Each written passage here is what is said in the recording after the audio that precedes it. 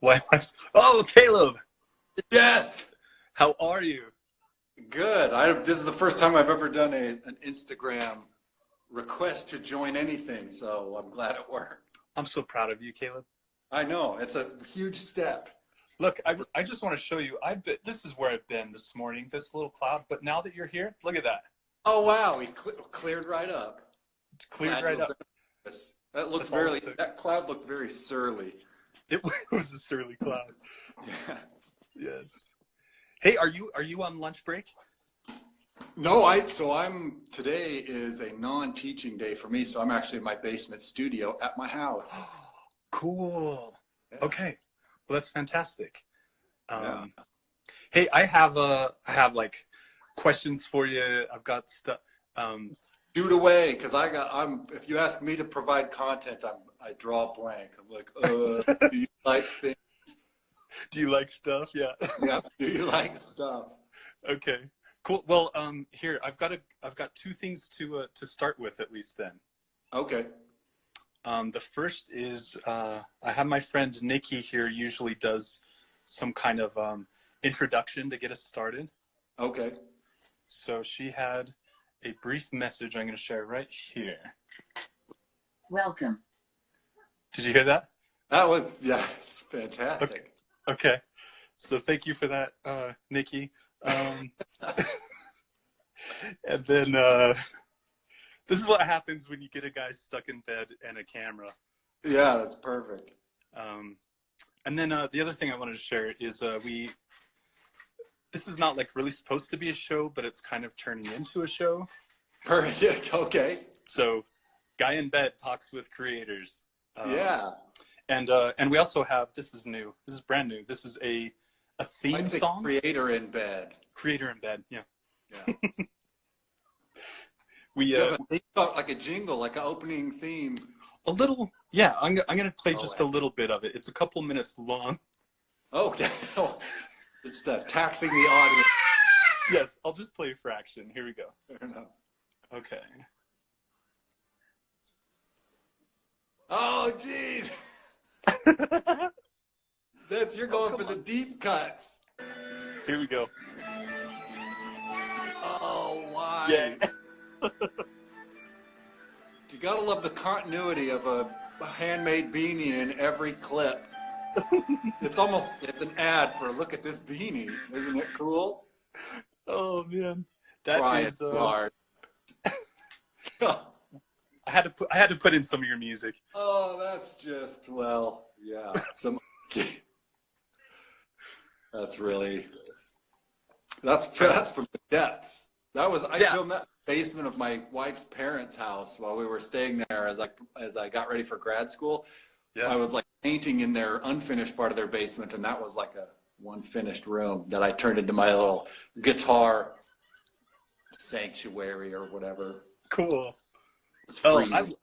I love it. You can, like, this guy Caleb Elijah has a bunch of videos on YouTube, and man, you get like tens of thousands like every time you post. You know, I feel terrible. Yeah, it's been like 2 years. I feel Yeah. I basically died is what happened. But I feel bad because I've got some even that I'm still working on. I just like no time. Sure. Well, Yeah. not taking the time is what it is. It's not having it. It's not taking it, I guess. Yeah. Oh, embarrassing that is. All right, well, got a way to kick it off. I think it's pretty cool, and I just wanted to show like you're a man of many talents, and just above all else, like I've always thought you're a great guy, and you got a good head on your shoulders, you know. Oh wow, yeah, getting bigger every day. A giant good head on your. No, you're a good guy, and I don't know. I wanted to show you off. Hey, I still have your Design Basics book by Lauer and Pentak. I borrowed from you, I think, a decade and a half ago. You know what? It's mine. I haven't slept a single night. I know. I'm going to send it back to you with a lengthy little insert in the leaf explaining a penitent insert. No, don't worry about it, please. Hey, I'm gonna pull up your profile here. Just okay. You know how to do all this stuff. I'm like, How do I get a picture? I just found out the other day how to add text to a story. I'm the worst.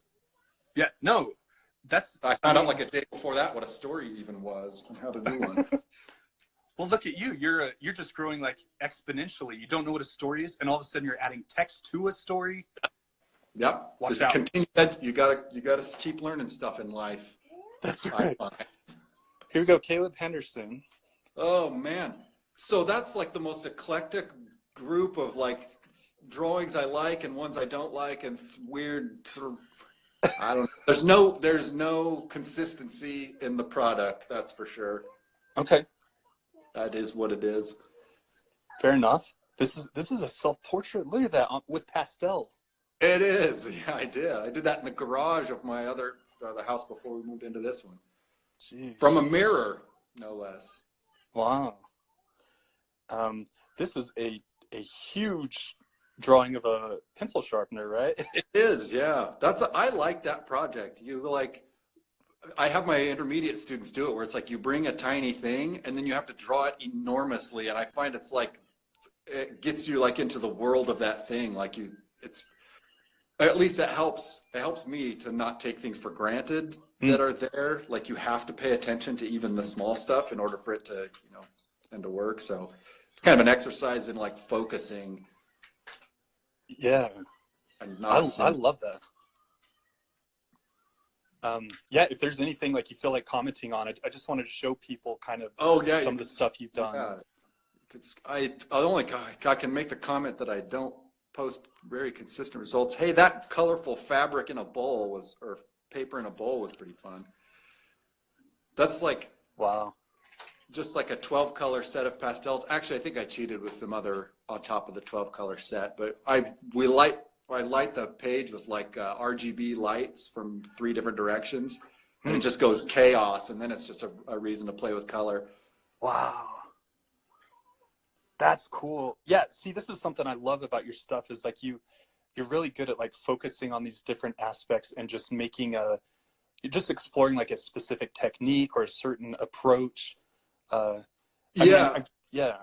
I feel like I pay for that in that I don't have like one track that's really consistent. So like you never know what you're going to get. Sometimes it's good, sometimes it's not as good. But to me, like I'm really interested in like the curiosity about the world and things. And I find if I'm uncomfortable with something, or if I don't like things that I feel like I don't understand, are places for me to go and do things. And so it yields like, I'm like, what happens if I do this with the color? And sometimes it just doesn't work, or, it's exploration at the cost of consistency, I guess. But I'm lucky because I get to do that since I teach. My bread and butter is not consistent output, so I get to explore a bunch of different things. Yeah, I'm gonna flip this a second. That's one of the reasons I think that I really connected with what you were doing in school. We went to college, by the way, together. Yeah. I didn't let you introduce yourself. Oh, you did that. You did. Did you do this fine? Or was there introductions? I just put a whole bunch. I gave your music. I started showing your stuff. But what do you tell people when you meet someone? What do you tell them about yourself? Oh, like my elevator pitch. Anything. I'm a figurative artist. I don't even know what that means. And I teach. Oh man, I'm super lucky because I teach like several levels of figure drawing. Cool. Is my jam. Like I'm endlessly fascinated with like human body anatomy, like the workings of the body. And then I get to teach it. So it's fantastic.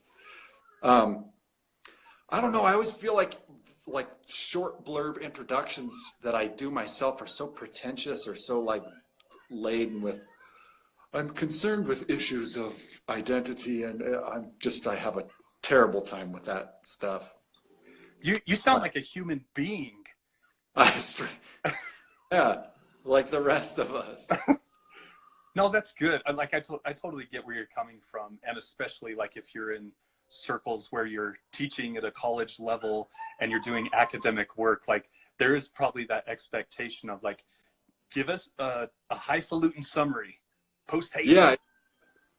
Yeah, and I think it's my battle to fight against the highfalutin summary as like some sort of shield, like, oh well, I can explain, I can jargon it hard enough that that everyone believes in me, and I'm like, I'd rather some like authenticity is my buzzword, I guess. Yeah. Like, be authentic as you can be, and then let people invest in that rather than like some supposed command of things, because who has that in art anyway? I mean, some people, I think a lot of people do, but yeah, they would probably say differently themselves. I know people I really admire and respect also are like, oh, someday I'll figure it out, or this was no good. And I'm just like, okay, right. That's like a fantastic piece. And there you are, like feeling all insecure about it. And I'm like, I know what that is, because I guess that's just something you live with as an artist. I don't know. Yeah, but at the same time, like, I don't know about you, but I almost like distrust someone if they, like, I'm being very open here, like if they say like, I made it, I understand this thing, like I almost shut it off, because I'm like, maybe there's, I don't know, like you're saying, like the curiosity and exploration and seeking to understand, like it sounds like a person who's maybe shut that off in lieu of something else. Yeah, and the thing is too, at least the reason, because I'm with you on that, like I mistrust that sentiment as well, because it smells like selling yourself too hard or something. And the thing is, my experience has been, the more I have delved into something, whether it's like guitar or art, basically that's the only two things I've delved into, woodworking, whatever it is that I'm doing, the better you get, the more you realize what real genius is in that thing. And so the more keenly aware you are of the fact that you've got a lot to learn here, there, and everywhere. And when people play as if they don't, it just feels either immature or like they just haven't considered, or haven't, I don't know, it's weird. Yeah. Because there are artists who I would say, oh man, you are there, like you have it nailed down. But I would expect a response to that to be, well, maybe in one or two places, but there's still a lot I need to learn, or whatever. Maybe it's about the focus. The focus is less about what they've obtained, and more the focus is about like what they're going through, or what is being revealed to them at the moment, or I don't know, something like that. Yeah, I don't want to be uncharitable, because I think you do have to have a certain amount of self-confidence too, because that's kind of double-edged sword, because I don't trust that I like presenting the I'm there, or like I know what I'm talking about thing, but you also can't be like, well, everything I do sucks, and I can't, like, you can play the other card, which is no better. Mm-hmm.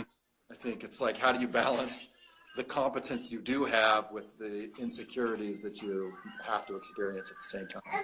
For sure. I wanted to show, thank you for sharing that. Like, I think those are important points to bring up, especially from an instructor, or from a teacher, a professor. One thing that, like, I loved being in class with you was, I mean, you could, you definitely have technical proficiency. Like, anyone can look at this stuff and be like, okay, he knows what he's doing. Like, he can take proportions, you can flesh it out. And that's a lifelong skill to master. But the thing that I personally struggled with was when someone was only technically proficient, and there was something lacking for me just as a viewer.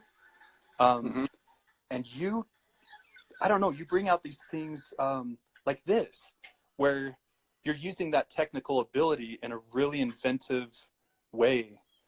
You don't just stop there, I guess. Yeah, that was the struggle for me, because it seemed like, just also being like, I feel like I was in the camp you're talking about for the longest time, where it seemed like if I could just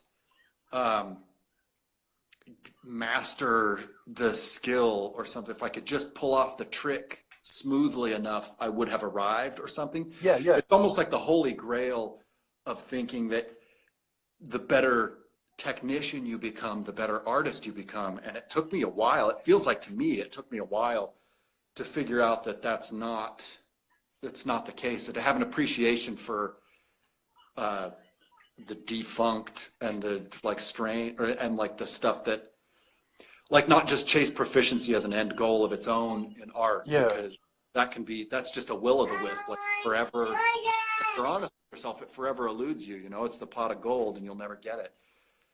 Yeah. So, and that's, to me, like, I feel like I feel like I have this marriage of just really loving, well-crafted, like the Atelier type drawings that are just rendered beautifully. Like, that definitely has appeal for me. I can't argue with it. But then, like you said, sometimes it can feel like that's just like the artist wipes their hands of any responsibility after they've shaded it sufficiently. Yeah. It's like that's all it needs, and that's all it is. And it's like, that's unfortunate sometimes for me, because there's more that can be said or more that can be done. I think that's it. Yeah, I think I like seeing that the artist has internalized not only what they're seeing, but maybe their experience with the process or the subject, or, you know what I mean? Like, and putting that into the drawing as well. Yeah, and I'm really suspicious of, and not just in art, but in anything, of camping up, where it's like, I'm part of this group, and here's what we think, and here's what we believe. And so anybody who doesn't, there's just like no room for it. It's given to like feeling black and white, right and wrong about things. And I just feel like everything is more nuanced than that, and especially art. So, and that's like, I'll almost hypocritically talk about it, but it's like chase the specter of skill at your own peril, I guess. You know, and it's all forever it's the thing I struggle with as a teacher, is like, how do I teach students skill without simultaneously infusing them with the idea that skill is all that matters, you know? Oh, okay. Because I have to, in order to get the results out of them, I find I have to be very particular. Like, I want you to do it like this, like that proportion is off. You need to remeasure. You need to like really hone in on those things. Yeah. But then I have to also be like, just so you know, this is in the class setting, and you know, good art versus good assignments for this class are going to be two different things. So yada yada. I always feel like I'm like shooting myself in the foot philosophically as a teacher, but no, I think that's good to hear. And I have that one on the wall behind me. Let's see it. Oh my gosh. It's still in progress. Wow. So I'm almost, what do I got? I've got like, it's a scroll, right? Yeah. A couple more wraps here, and like, this is probably like, I don't know, another 10, 15 feet that way of stuff. So, and then I'm starting one vertically here. Oh, interesting. I hope it's just going to hang from the ceiling at like maybe 15 feet tall or something. Wow. How does that make you think differently about an image when it's so much wider or so much taller than maybe we're used to working with or you're looking at? Yeah, it feels to me like I'm trying to marry a couple of things. Like there's, forgive my, you're looking at my chin. This is so cool to see. My painting rack. I've got like a group of pieces. Is this one? Nope, that's another painting. This is my painting rack I just built to make less of chaos in the. Anyway, there are these like process abstractions is what I'm calling them. Yeah, like maybe this one, where it's like you just like, the light's not so good. Oh, there we go. Wow. You just make like a mess and then try to turn it into something. You know, but it feels a lot less like a piece and more like an adventure almost. You know, because there's no like, you're not trying to make a thing. You're just like, there's chaos there and you're trying to find order in it. And it's just a process that will continue forever. Oh, man. Which I like, because the viewer does that as well. When they come to it, they're like, they kind of get lost in the twists and turns and the whatever that I sort of use like classical lighting logic to, decide what the forms should look like, and this just otherwise chaos or whatever. So now it's like on these scrolls, I can almost be doing that at the same time, because it's like here I'm like, like fall into this thing, and it just continues on and on and on and on and on and on. So there's never a finish. I just get to kind of go on the trip. And so I guess it feels, well, one, it's really like this thing has been like 2 years in the making, just because I'll hit it for a week or two and then I'll be like, I got to do something else. But then I'll come back to it. So right now it's on the wall again. So yeah, it kind of feels more like a journey then, instead of like I focus on the process and less on the actual things. Like there's one organizing principle on this, and it's that the face gets started just from pure imagination and then fleshed out from reference if I feel like it, or just carry on from imagination if it works. And then each face has to share an eyeball with the one next to it, and I just carry that all the way across the scroll. I love that. I'm actually really taken by this one in particular, and I love how these two eyes especially, like you have kind of an older face and then maybe a younger older face, where there's kind of you're transitioning, but also making each one kind of its own, kind of a standalone in a way. And I just love, even just in the eyes right there. Just that transition. That's fantastic. It can be hard to make them work too. Like you have to make an eye shape that, luckily they're kind of all distorted and sort of interpretive anyway, so that makes it easier. But it can be hard to make the eye shape flow from one side to the other in a way that's not weird. And I think in some places it works better than others on this one. But that's the weird thing about this one, is I've only ever shown it, maybe a little wider than it is now, but it carries on like a ways. I've yet to ever, unfurl it entirely for show. But the very first drawings on it are like 3 years old. It's like, what does it look like? Because it's not it's a progression of me as much as anything over the whole distance, which I guess is maybe a benefit of working on it for so long instead of cranking it out in like a couple of months. Hey, so, you walked into it. You introduced it. Is there any chance we could unroll that a little bit, or is that going to be difficult? I don't know if I could. I can't unroll it all the way. Yeah, but I could scoot it and unroll more of it. Scoot it and unroll. You want to do that? I just don't want to compromise the work. I know, because you're holding the phone and trying to do it. Oh no, I think I can do it. Maybe especially if I could work some magic. Will this automatically rotate? Does that sideways now? No, it just turns sideways. I'm trying to prop this in my easel very awkwardly. But I think that'd be a worthwhile thing to try. Cool. Goodness. Yeah, that looks good. I'm hopelessly inept at. Where's a kneaded eraser? I'm going to go on this. Well, hey, while you're getting that set up, I just want to point out, Raw Authentic Art said Caleb is probably the reason I can draw, paint the human form. I would very much suggest. Oh, I got all of a sudden. He says, I'd very much suggest taking his class if you get the chance. Oh, he's advertising for me. Thank you, kind sir.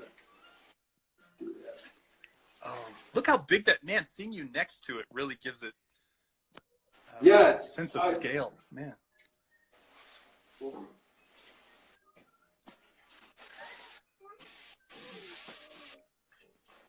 wow. We might unroll it so far, the two drawings I haven't seen for quite a while. There's those pointing out before.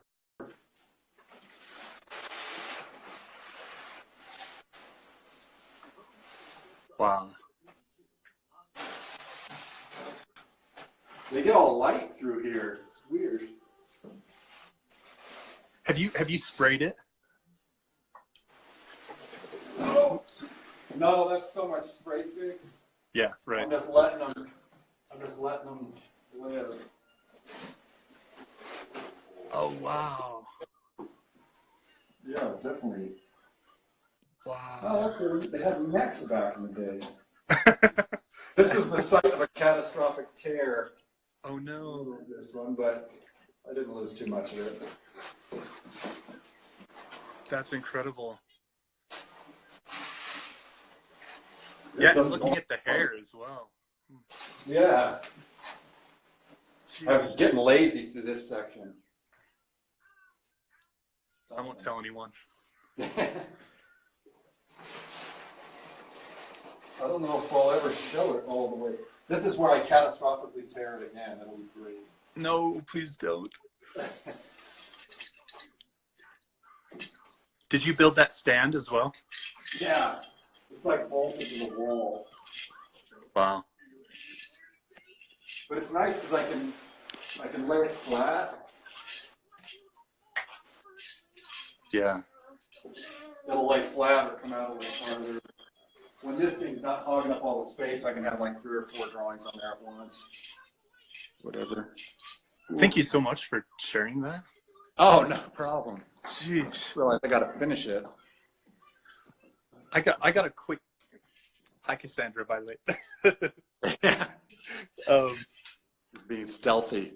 Was there a Ron Swanson in there? There was a Ron Swanson. Yeah, it's right there. That was my.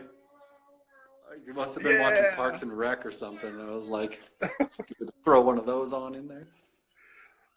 I love it. Oh man. See? Well, there's like the Pope is in there, I think. Oh wow. A couple of grad school friends are in there. It's just like a several that just don't exist. They're just made up noses and weird things. You know, it's just like a conglomeration of stuff, I suppose. Caleb, I want to read a couple things to you real quick, if that's okay. Okay. Are you doing okay on time? I'm good. Yeah, I'm at my leisure. So. Okay. I wanted to point out, you said that you teach, and it's at Fresno City College, right? Yeah. Cool. So I checked out, I did a little digging. Oh, you dug. Oh no. Oh, I dug. Don't worry. This is going to make you super embarrassed and make everyone else super excited. So you just have to put up with it. Yeah, I went to the this show. Look, this is why we are Instagram's #1 hit show, because we asked the hard question. Yeah, we dig deep. Yeah. No, I went to Rate My Professor. Oh, great. Yes. And they all just thumbs down across the board. So I imagine so. Yeah. Sorry about that. Yeah. Well. No. People tagged. These are some of the tags that they used in their posts about you as a teacher. They say gives good feedback. Oh, good. Clear grading criteria. I've heard arguments about that, but sweet. Inspirational. Oh. Caring. Participation matters. Those are the ones that really stood out to me. Like, and I'm thinking back to my days as a student. Like, those are important things. Are you kidding me? Those are important. And I just wanted to mention a couple comments people left. One person said, "I'll definitely be taking Henderson again. He explains concepts thoroughly, is invested in our progress, and super helpful." Someone else said, "That's rich," because I'm glad. It's nice to hear. But I do often feel like, man, am I just especially in like my figure classes, I'm like, am I just like barfing content onto them? And they're just like, geez, man, give us time to draw or whatever. Because the way I do the class is just like every day, every week, it's like a new approach, a different thing. It's like trying to build a tool belt, an observational tool belt, it feels shotgun approach to me sometimes, but the students like it. No, that makes sense. And I would imagine that teaching is, I only teach like week-long workshops, usually through the summers. So not like full-time or anything. Yeah. And very quickly I learned like there's no one right way to teach any single person, let alone a group that you don't know. Yeah. The group is hard and that's the thing. It's like I'm trying to get so and so and so and so, but I also have to get like all these other people, like how do I find what works for one person or another, For sure. If I taught just one single very specific way, I feel like I might be cutting off like some people from discovering a way of working or something that clicks for them. And so I almost like shotgun things that might stick or click for people that I have found useful over the years, and that simultaneously match or fit the state requirements for, course content and all of that. But, that's good. That's good for all of our state education auditors watching. They can check that out. Yep. For Big Brother, I'm following the state guidelines for instruction, I promise. No, I mean, and that's another thing like I appreciate as a student is like I think it's good that teachers have, I don't know, let's say like biases, for example, or just areas of, what am I trying to say? They have specialized, areas of expertise.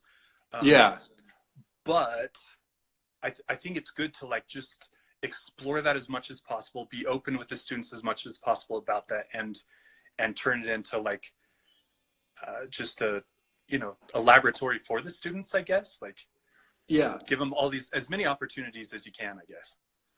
Well, and to have it's weird to try and impart to students or to talk about, to like give them that, because like I try to tell them or just explain to them the way bias features in art, which is almost like art is a study in biases. It's like someone who's making statements from a supposed objective standpoint is, like we talked about earlier, is suspect, because no sooner do you make a statement about art than you've opened up the door for the opposite to be true, right? Which is one of the features of the way art works.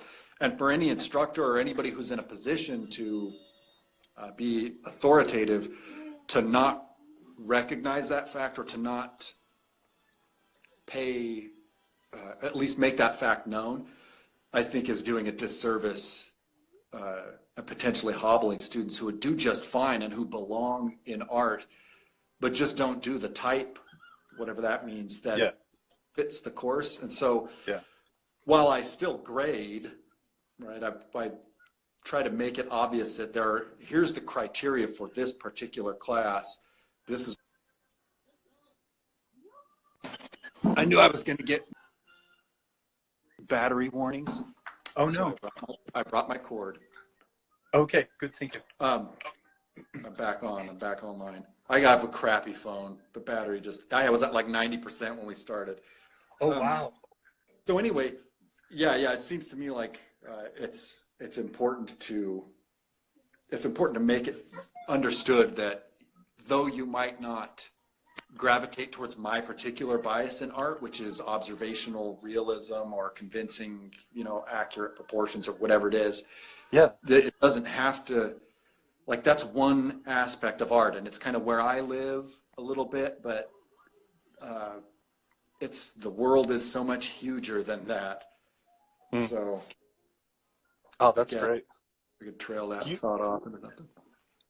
No, that's fantastic. And again, like, just to hear that from somebody who can draw and somebody who can conceptualize and somebody who is like so deliberate in what they do, just to know that you're teaching, like, it just, that's the kind of teacher we want for any subject, for every subject. So I just appreciate that.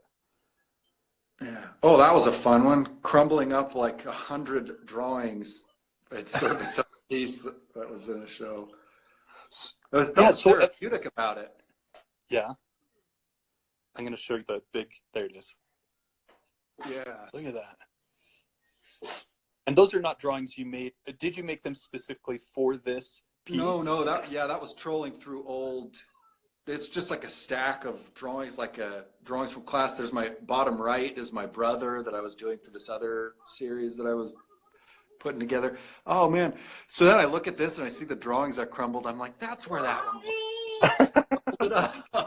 Oh no. But I feel like that's part of my working process is allowing for that, where it's like you get attached to something and you think that it's like you treat it preciously and it's important to you.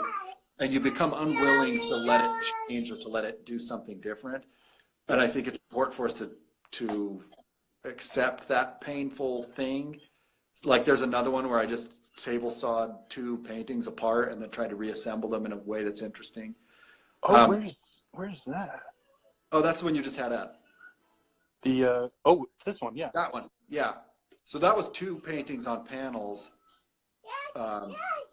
and so then running those through the saw and then trying to reassemble them, and in the end, I'm like, I like what they became a lot more than they were individually before, and if I hadn't been willing to destroy them, then I would never have reached this point where I quite enjoy them.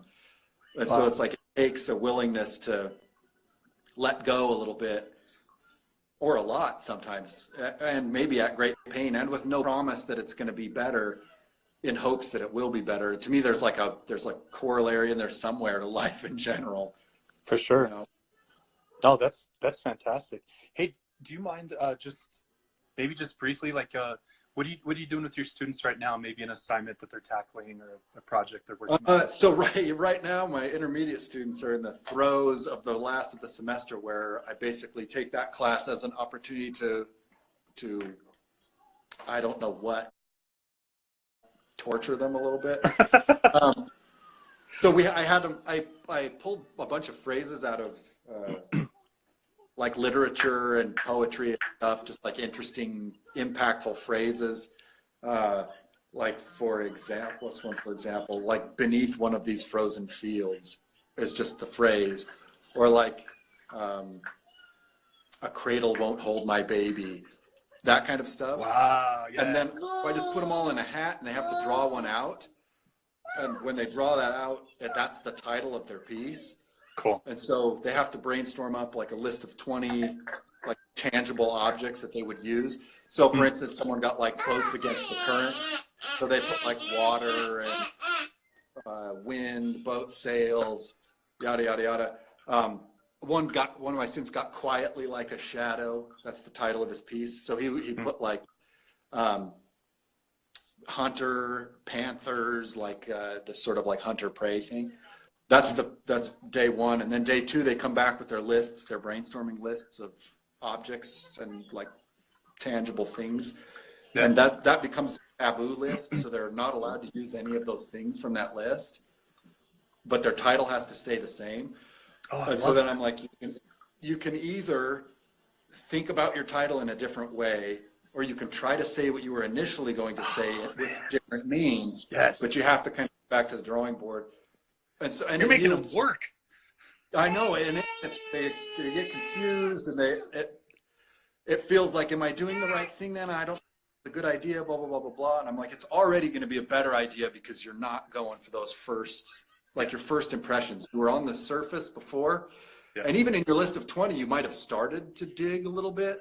Yeah. Now you have to dig more as like an introduction on how to escape doing things that are cliched. Even though I still feel like I sometimes do cliched stuff, but well, even escaping your own cliches, right? Like your go-tos. Getting away from your go-tos, because instantly, as soon as they drew from a hat, like you could see the wheels turn, and they're like, "Oh, I know what I'm going to do." Within 2 minutes, they're like, "I know what I'm going to do," and it's like, "No, you don't." One thing that I've said, like since college, you went on to get your master's, I believe, right? Yeah. Yeah.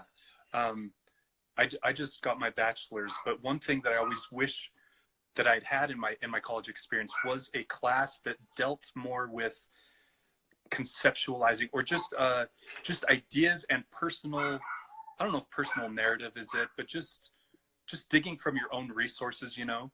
Yeah. And, so I think that's an incredible assignment. Yeah.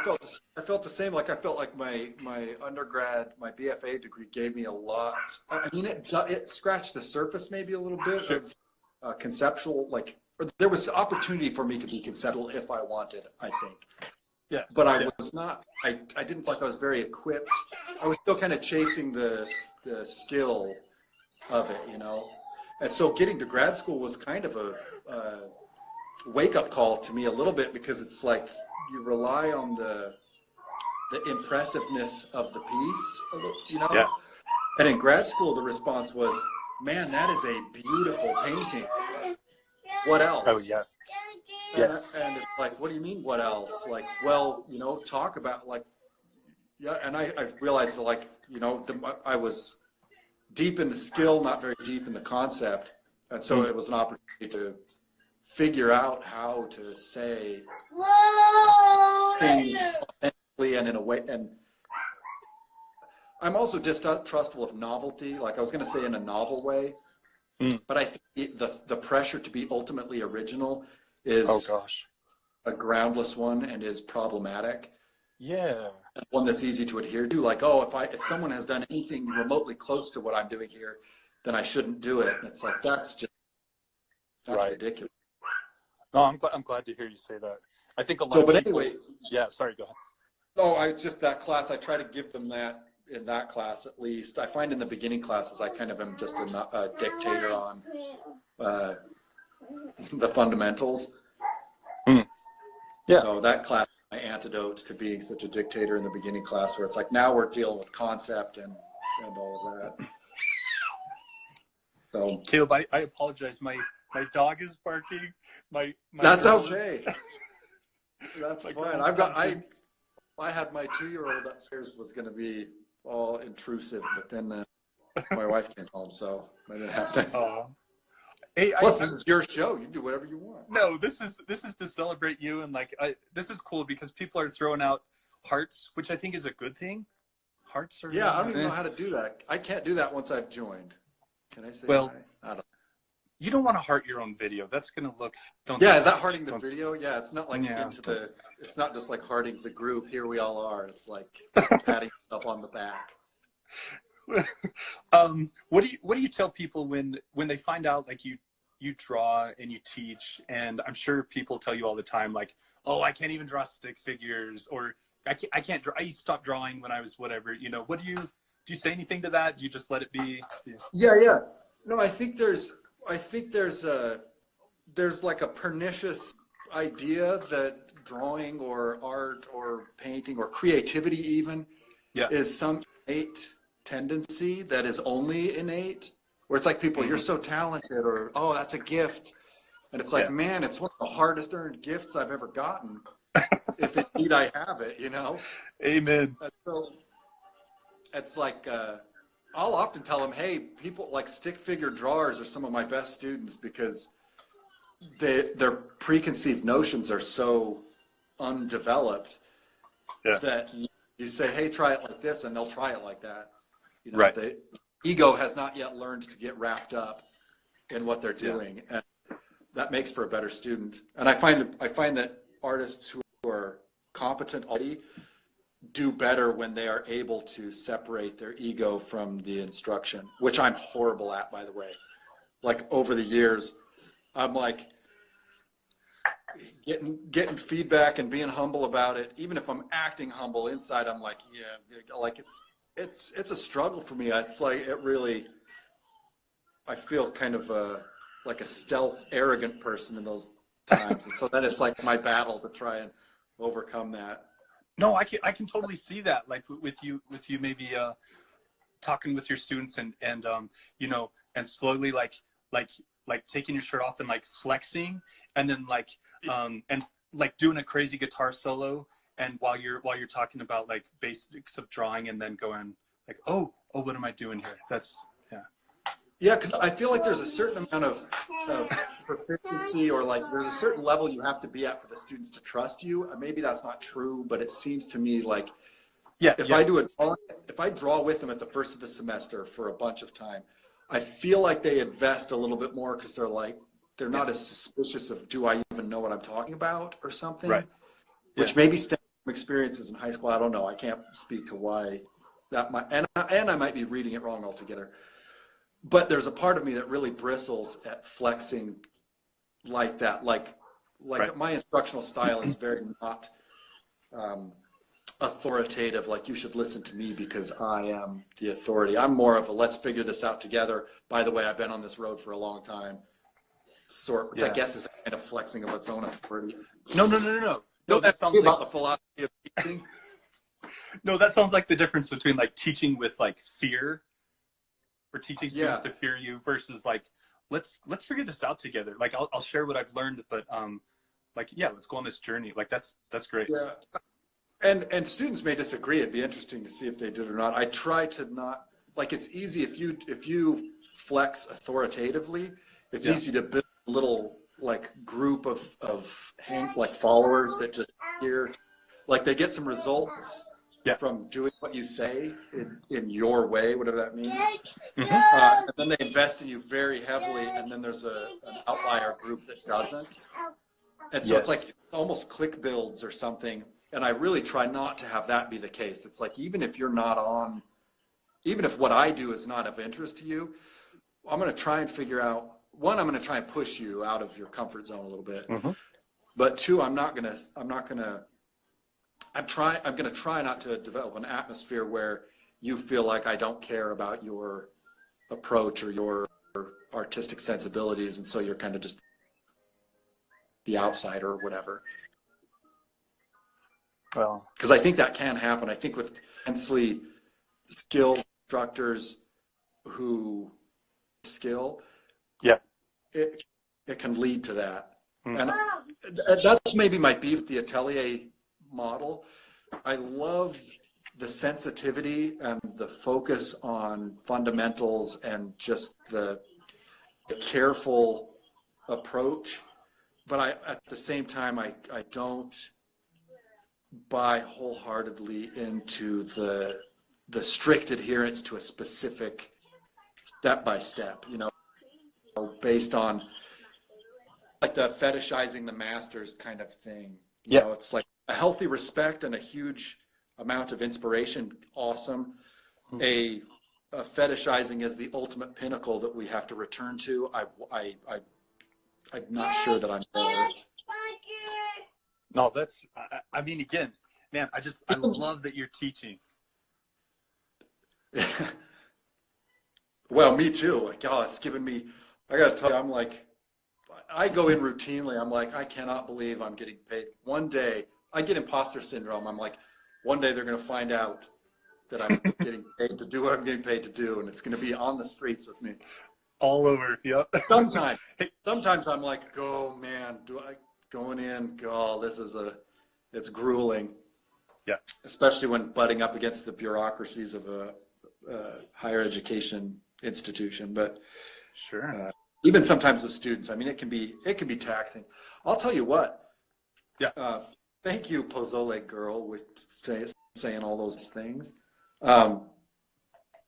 It's exhausting to sit and assess a drawing or painting or a piece of artwork and try to like come up with things that need to be done or like to offer constructive criticism and feedback over and over and over and over for like 6 hours in a row. Yeah.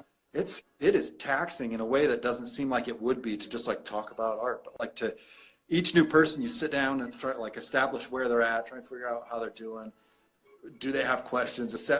Come up with stuff that's constructive to say, stuff that could use work, figure out why proportions might not be working or why the design might be strange. On repeat.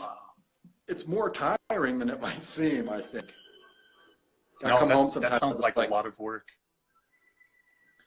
Yeah, and it's enjoyable, but it is, yeah. I mean, it can get you, it's just like drawing. Drawing is really tiring. 3 hours? Yeah.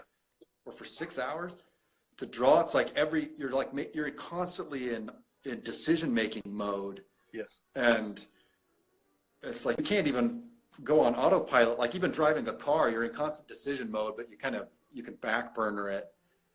It seems to me if you're drawing the way I want you to be, then you're kind of on the front burner the whole time. And I think it's tiring. And I forget that with my students. Into 3 hours, I'm like, why are you cleaning up early? And I have to remember, man, they're taxed. One, they don't treat you well. They don't sleep that much, staying up all late, trying to do school at the same time, working and all that. And then two, expecting them to be on point for 3 hours in a row. It's a tall order. Sure. I mean, I just want to mention like that's exactly why I've been trying to enact a policy here in the United States that you need to have a license to draw. Because you got people behind the wheel, but you got people behind the pencil that are being a little irresponsible. Yeah. you know? Yep. I'm a little concerned. Sorry. Not focusing, texting, watching videos while they draw. Thank you. Thank you. My goodness. What, we're going to get comfortable? I know, heaven forbid. The music I get, the videos, I'm like, maybe I'm just a different person. It's like, if I've got, even if I'm listening to a podcast, if my brain is like cut in half listening to content, it's already a break in my focus on what I'm doing. My decisions start to suffer for it. And so, I don't know. Some people thrive on it. They'll throw on videos and I can't do it myself, but good for them. I don't know. Oh, Pizzoli Girl is working on her comic while watching. Yeah, there you go. Case in point. They just have a talent that we do not possess, and I think it might be true. It might be true. In my class, I'm still like, hey, put that away. Well, sure. I mean, come on. It's like,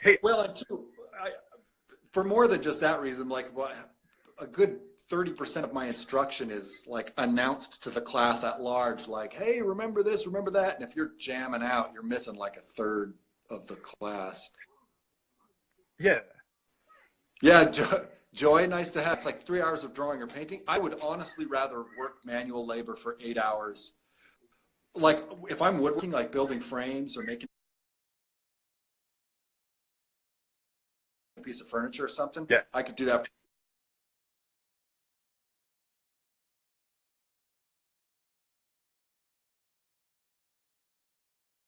Hours, and mine still feels fine.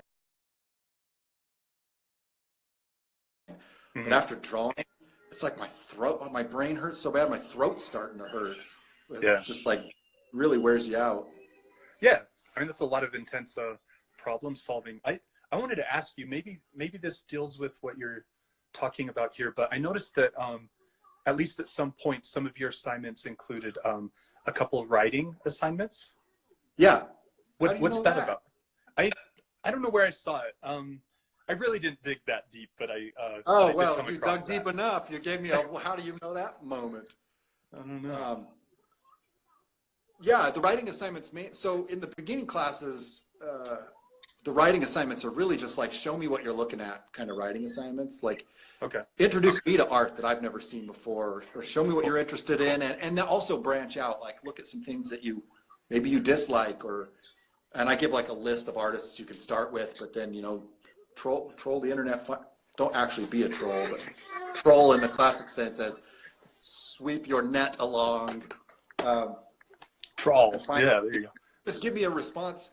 The writing is just really a quick response, like, hey, this is what's happening in this image. This is why I like it, yada, yada. And then as the classes progress, the writing assignments get more personal. In the intermediate classes, it's like a response to some essays. It's like a little more of an essay. Those old paintings. Yep, those two paintings are my advertisement for sitting for your teacher when they ask. So there's Perry's painting of me from back in the day that I just love, and then I have Patrick Devonis is the other one. Yeah. Painted me one day. I think we had both of them together. Yeah, I think so. For all this time, it's really like they get more and more special, I guess. Yeah. But anyway, so in the advanced classes, it's much more like brainstorming. I just have like a 14 question questionnaire that they just respond to in as much detail as they can and as invested and authentically as they can. And then I respond to that with like phrases and turns of thought that I thought were interesting or had legs. And they sort of work up an artist statement and sort of like a concept building for a body of work and stuff like that. But I try not to do too much writing because, I don't know, some writing, but honestly, writing is harder for me to grade. Like personal response writing, how do you assess it a grade, really? Right. MLA format is off, no. Yeah. Well, one reason I kind of perked up at that was in Patrick Devonis's class, was the first, painting and drawing class I had where we were supposed to write a paper as part of our class. I don't remember that. You don't remember that? No. It I was do on, remember. oh, sorry. No. You finish yours. I'll hold off for a second. No, we might have actually written two. I remember one paper was on naivete. What does that mean to us? How do we explore that? And then the other paper was maybe at the end of the term or semester, which was about beautifying our environment. And I mean, I don't know where my papers are, but they were definitely like just finding your personal reasons for creating, and making it meaningful for yourself, and using that as a starting point rather than just like, I got to take this class or I've got to get this credit or any of those things. Yeah.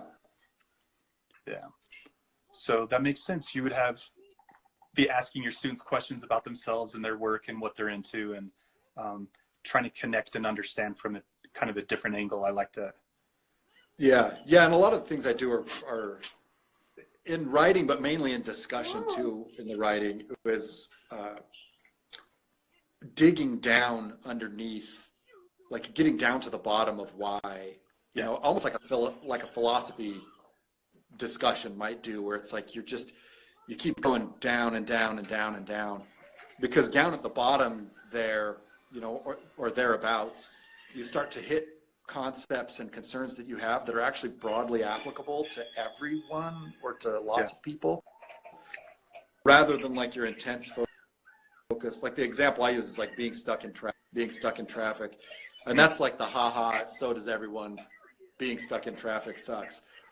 But it's like, why does it suck? Because we just assume it sucks because everyone experiences the suckiness of it. But why? And it's like, there are several reasons, like being thwarted from a goal that should be easy to get, but now has been made difficult. Yep. In a way that you have no power over. Powerlessness is underneath that. Yeah. My personal favorite or anti-favorite is being part of a herd, like being stuck in a large group of people moving one direction. Like, that's why I hate movie theaters. That end of the movie, if I feel that the tone of the movie start to head towards the ending, it's all I can do not to go get up and stand by the door. Be like, credits roll, I'm out. Wow. Oh, I didn't know that about you. Loss of identity is in there. It's like being just a disposable cog in this wheel of, which is inescapable, really, but you don't like to feel it anyway. Right. But it's about digging down under. So it's like, why traffic? Why does traffic suck? Well, it's because I don't like the person I become. It reveals to me what I'm capable of thinking of other human beings in moments where I feel like I'm cut off.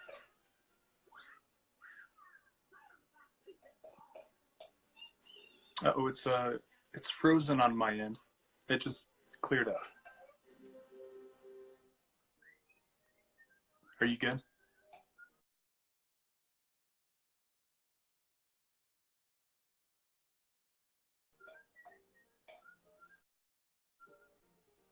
Uh-oh, there's no sound. Uh-oh. We'll give it a second here to see if it clears up. Sometimes it just takes a minute to buffer. We might be good now.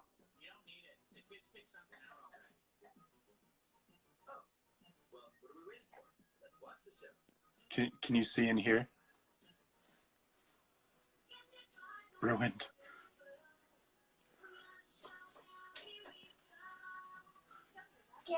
Oh no. Okay. Okay, we're gonna try again. Caleb's phone kicked him off. Did not like what he was saying, apparently. So we're gonna try again and just try and wrap up our conversation here. There he is. Hi, big girl. Okay. Just take a second to connect here.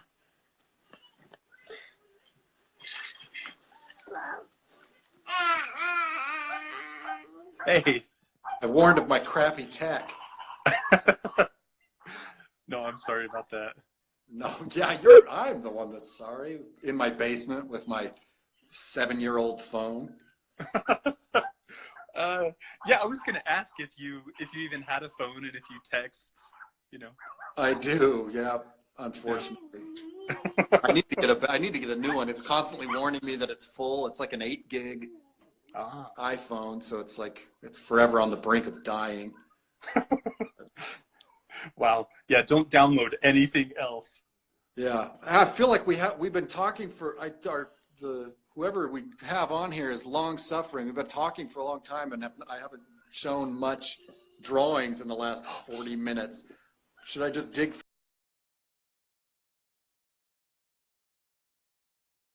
some things and see what I can Let's see some find? drawings. Yes. Okay, let's get on it. Look what my wife found me at a secondhand store. Yeah. I'm just gonna dig through. We can look at Let's do this it. strange, colorful thing cool. that I did for no reason. Is that pastels?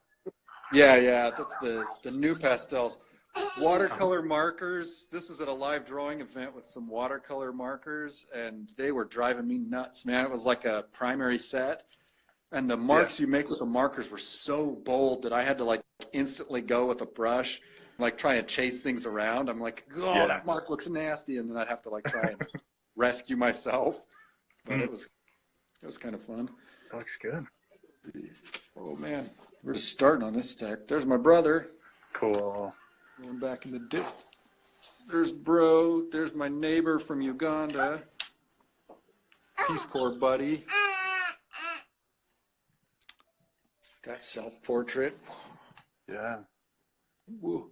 Oh, that's much larger than I thought it might be. Yeah. And I, in a immature sophomoric fit, colored the eye in black with black charcoal, and then went, that just looks a little overwrought. But oh well. Oh, yellow paper. I highly recommend drawing on yellow paper. It's or any toned paper really. It's nice.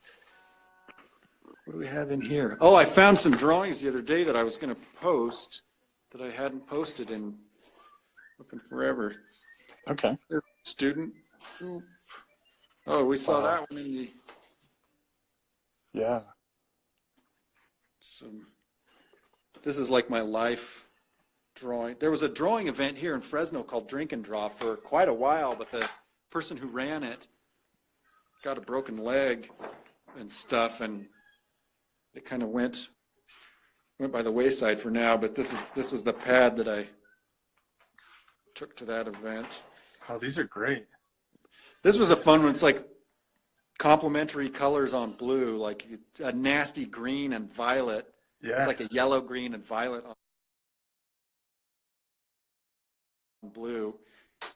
How to make that not look gross. Jeez. You can see what I'm talking about with like maybe not, maybe I feel like they look more different than they do, but it's like there's never a same approach. Or not, that's not true. That was misspoken. There's not one overarching approach, like a consistent approach. Yeah. Hopefully I'm not shocking viewers with my figurative stuff. Oh, these are great. But yeah, these were all live, and generally at these live events, the lighting's not that great. And so you have to really be kind of inventive with what you do with the lighting. Caleb, how long do you get to make these, like one drawing? Look at my floor for a second. Like that one, I think that's like a 45 or 50 minute pose. So that was like anywhere from an hour at these live things. It's like an hour. It might be like 10 minutes there. And this isn't instructional. It's like a model. This is just this is like a model shows up, and it's just like a group of people get together and draw. Yeah. So I think they maxed the pose out at these things. It was like 50 minutes. Okay. So whereas I can't even remember what I was going to say right there. Oh, what are these? So you just try and put as much as you can into that 45, 50 minute slot. Yeah, and it's like using techniques that speed you up and stuff. Yeah. There's these things. Interesting. It's like that clear resin.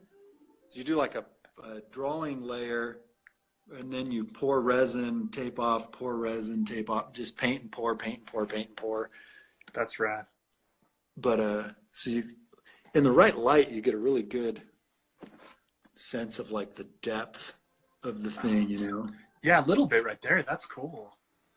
Yeah, it like overarches, and then when you look at the whole, it kind of resolves a little bit more. I'd like to do this. These were part of my, I did these as an MFA, but I think I need to do them better justice. I'm afraid I'm going to lose you again.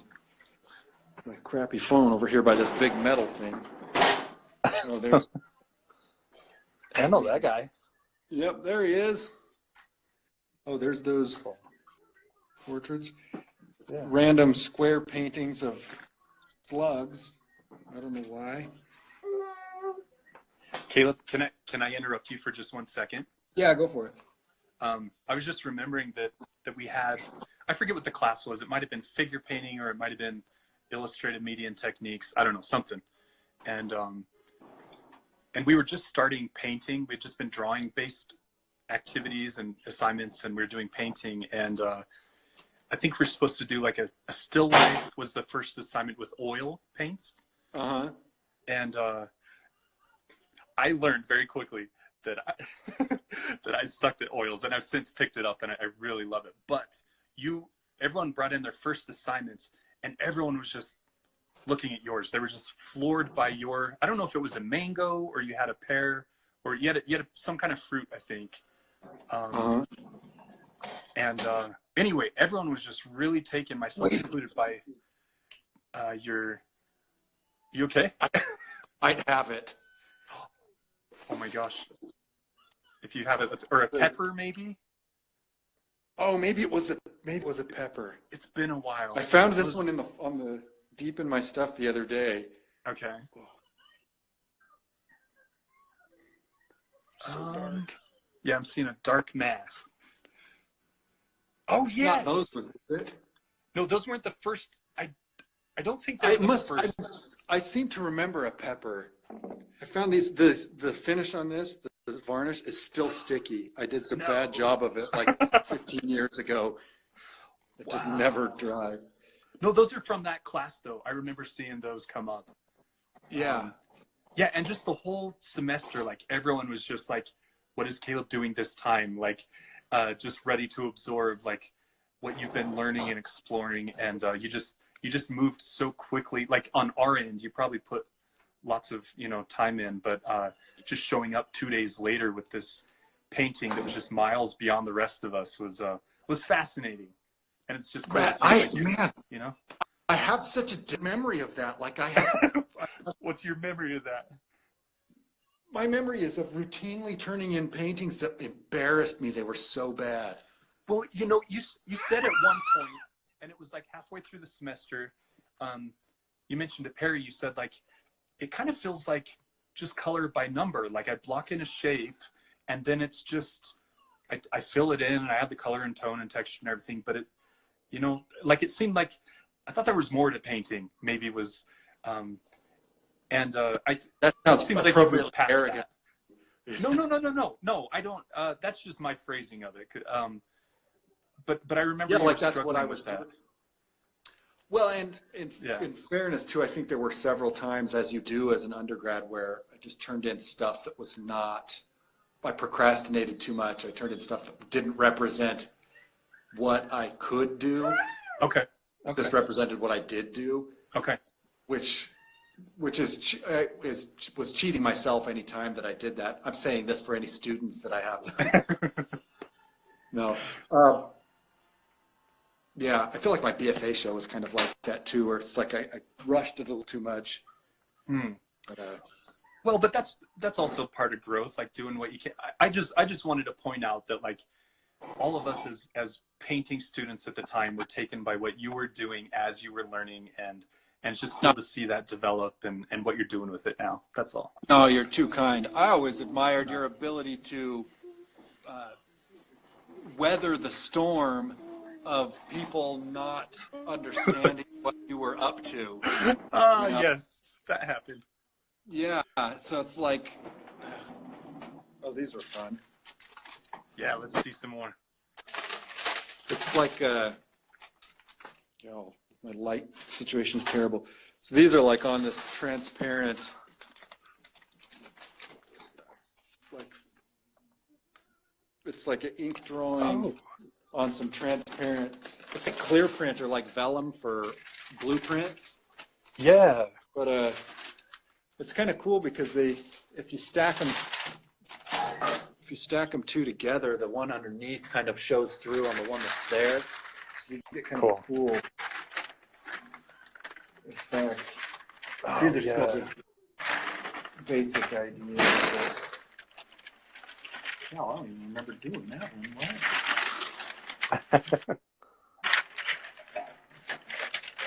I need to revisit those. Flat file gets you in trouble. You can hide from yourself. Yeah.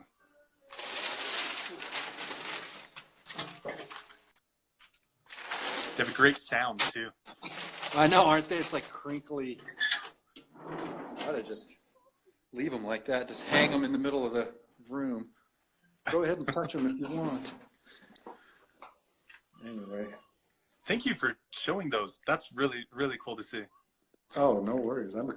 It's nice to have someone in the studio, a captive. I guess that's not a captive audience. You press that button anytime you want. Just don't heart it. Just don't heart it. Yeah. Be hearting my own stuff every single. Like, look at that drawing. I throw up a heart every time. No, you're good. Hey, Caleb, what is something expensive we can buy from you, or where can we how can we get involved in what you're doing? Yeah. As far as art's concerned, anything. Yes, as so far as I'm on the cusp of doing a clean out. That's what I should do, is like a everything $50 and under clean out. A fire sale?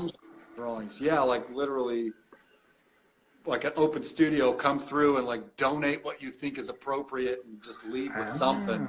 Give me some space. Oh man, I want to get in on that. I've been thinking about it because I've got a lot of those drawings, and to me, I'm like, oh God, would I ever sell this? Someone might want it for like a clearance item. I don't know. That's a good idea. Promotion thing. I don't really do. I'm teaching and playing. That's kind of like what I do. Yeah. No, that's why I wanted to show off. Like, look, Caleb's making awesome stuff. You need to know about it. Check it out. Let's say that you do this sale. You maybe make some drawings and paintings available. Where would we find them? Instagram's the best. Instagram is the thing to anybody that's not here in Fresno. I'm off Facebook, really. I haven't been on in a couple months. Yeah. Mainly I post things up on Instagram and then go about my business. So DMs are always fine if anybody wants, especially, I guess maybe that should be in like my thing, my little blurb, is if anybody's interested in anything that's on the Instagram thing, they can DM me for more info or clearer pictures or whatever. I'm totally fine with that. Yeah. Well, luckily they're all one of a kind, so you can have them all. Oh man, no, that's a really cool idea. Yeah, hopefully people can jump on that. You still there? Little choppy, but I think we're good. Oh, you're good. Okay, you're good. I'm working with old tech. I apologize. Yeah, you're good. It's one of those crank phones, right? You have to. Yeah, pretty much. Yeah. I have the one that I hold in front of my mouth. The other one. Yes. How they got video on it, I'll never know. That's wild. Cool, man. Thank you for taking time to share. Your thoughts on teaching and drawing and just artwork as a whole, and sharing your scroll and your drawings. That's so cool to see. And people have been my pleasure. Thanks for the invite. Yeah, this is great. Absolutely. I'm going to call it unless you have anything else you want to share. You're dying to get off your chest. I'm good. Be nice to each other. Hey, I like that. A good closing sentiment, maybe. Amen. Well, thank you. Yeah, and we'll just stay tuned to see what you're doing next. And I just love everything you're doing. So thanks again. Oh, thank you kindly. Yeah, scope my Instagram. I'm relatively consistent, but I'm not one of those everyday sorts. Yeah. No, unless perfect. It's Inktober. Okay. You do Inktober this year? I don't know if I've ever really done it. Like I draw into ink a lot, but maybe not. Did you do an Inktober? I did. I tried to, because I don't usually draw in ink at all. And so I was like, there's an area where I could really oomph it up. So I did that ones you were showing with all the face features, like the red ink and. Oh, that's part of, okay. That was part of the Inktober. Yeah, that stuff. Okay. I didn't realize that, I guess. Yeah. Yeah. Cool. Some of those better than others.